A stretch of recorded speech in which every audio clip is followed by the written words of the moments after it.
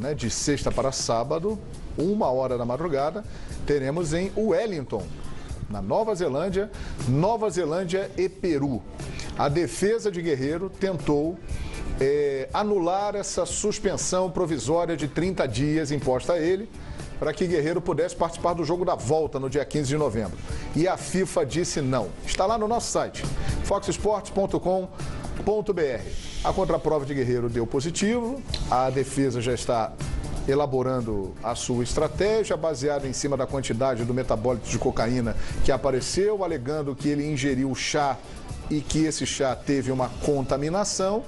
E a data está definida para o julgamento. Será no dia 30 de novembro, por coincidência, o dia da partida semifinal de volta entre Flamengo e Júnior, que vai definir a classificação para a final do time brasileiro.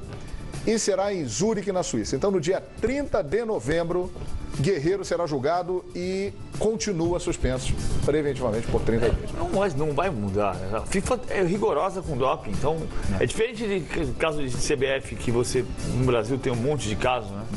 Da prova contra prova. Não, tomei um remedinho, não sei o que está absorvendo. Pega 6 meses e depois cumpre 2 semanas. Pega um ano e cumpre 2 jogos. Na FIFA não é assim. Não costuma ser assim. Então, vai para o julgamento, ninguém vai dizer que ele é inocente ou culpado antes do julgamento. Ele vai para o julgamento. No julgamento dia 30 a gente vai ver o que vai acontecer. Mas acho que a situação dele é difícil. Difícil, sem dúvida. E a punição entre 2 e 4 anos. É a pena prevista. Pode pegar essa pena, Guerreiro. Outro ponto. Cada um tem que saber o que deve, qual é o procedimento.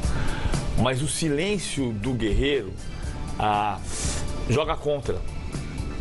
Porque ele não deu uma manifestação desde que houve o caso do doping. Aí se falou que era doping social, podia ser uma droga social. Ele postou um texto no Facebook dele, mas ele falou muito pouco. Falar na cara, falar assim, cara, eu não sei de onde Só veio aquela entrevista que nós mostramos aqui, não foi nenhuma entrevista, ele chegando no aeroporto de Lima e a repórter rapidamente perguntou só aquilo que ele falou.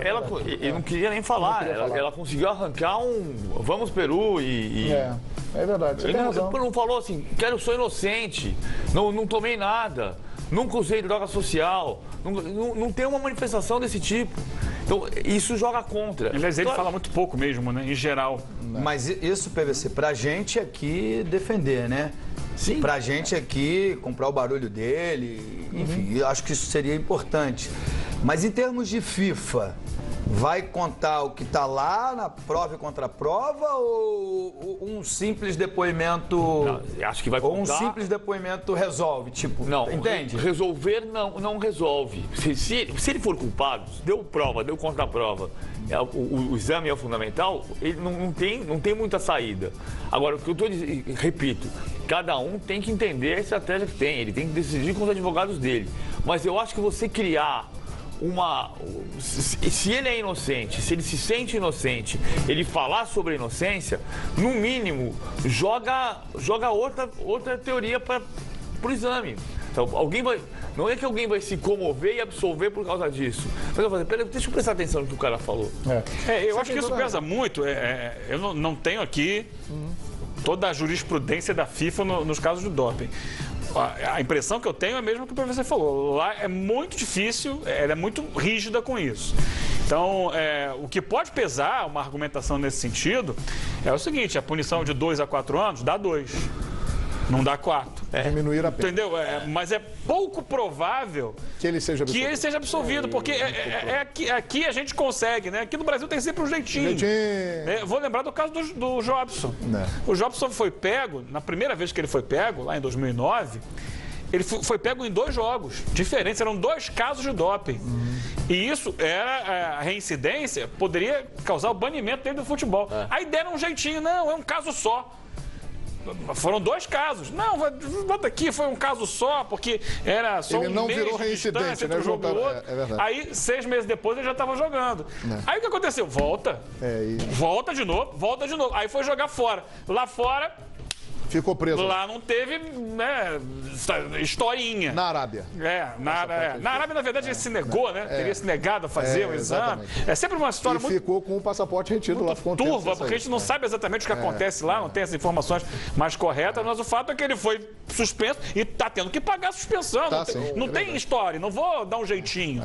Essa é a diferença. Eu acho que assim, supostamente, né, o Charicoca, se é que foi o causador de toda essa situação, os jogadores sabem que já é um produto que tem algumas características que para o doping ela é mais vulnerável, né? É fato. Né? Então, assim, por mais que seja uma cultura dos países andinos, o consumo do charicoca, na Bolívia e no Peru em especial, esses jogadores devem ter a ciência de que é uma substância que geralmente... O que eles tentam justificar é o seguinte, ele não tomou um chá de coca. Exatamente. Ele tomou um chá que não era de coca. E que houve uma contaminação. Mas houve uma contaminação, porque a fábrica faria também o chá de coca, aí na máquina sobrou um pouquinho. Mas é o que eu falo. O Zete. Sim. O Zete foi chá de coca. Eliminatória para a Copa de 94. O Zete foi absolvido porque justificou que tomou chá de coca. Exatamente. E o exame dele evidenciou traços de cocaína. Em 93. A CBF vai ser muito importante para a defesa do Guerreiro. Pão, né? Também Sim. do Brasil, como é que chama? Da substância papoula. De papoula, né? De semente de papoula. Agora, é uma questão, João, que o atleta tem que tomar cuidado. Você tem toda né? Eles sabem que esse tipo de substância, de chá, enfim, que, claro, são substâncias inofensivas ao corpo humano, né? Numa condição de uma pessoa que não trabalha profissionalmente com o futebol e que está sujeita a esse tipo de situação. A cultura local é uma coisa, ela é importante, tem que ser sempre respeitada.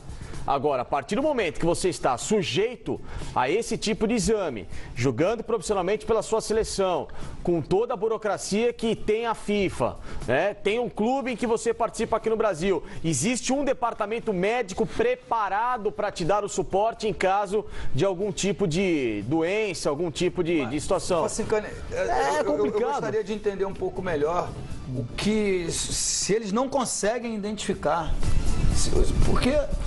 porque eu acho que o uso de droga, como é que fala? Social, deve estar lá, deve ser mais fácil de identificar do que um chá.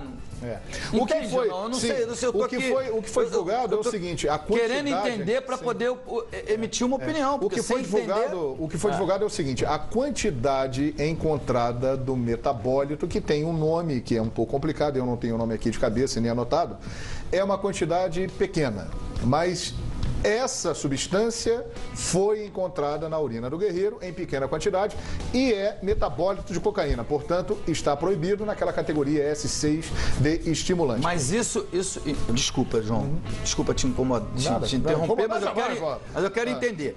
Mas isso indica que foi droga social ou indica que é chá de coca? É essa parte, é desse abismo que para cá ou para lá. Porque eu acho que se for droga social...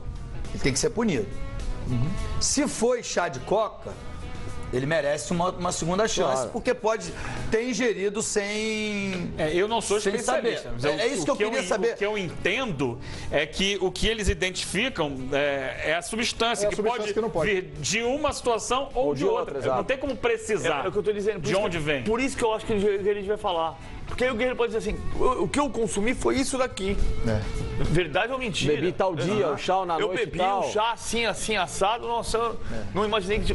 E como é uma quantidade pequena, indica, e a defesa está trabalhando nesse ponto, que não houve o consumo da droga social. É o que a defesa está alegando. Ele pode alegar, por exemplo, lá o jogo foi na Argentina e lá o hotel... Ele estava gripado e tomou chá. O hotel serve esse chá. Contaminou aquela coisa toda. E outra coisa, a CBF já está enviando para a defesa, que usará isso no julgamento, o relatório de todos os exames antidopings que fez Guerreiro desde que atua no futebol brasileiro. Em 2012, né, é o primeiro caso que Guerreiro está passando na carreira dele nessa situação. Vamos aguardar. O certo é que dia 30 de novembro, Guerreiro continua suspenso por 30 dias, não pode jogar, e no dia 30 de novembro nós vamos saber a pena que será aplicada ao Guerreiro, ou então a defesa, num trabalho fantástico, conseguirá absolvê-lo. Vamos ver então o que vai acontecer. Vamos então falar do Corinthians.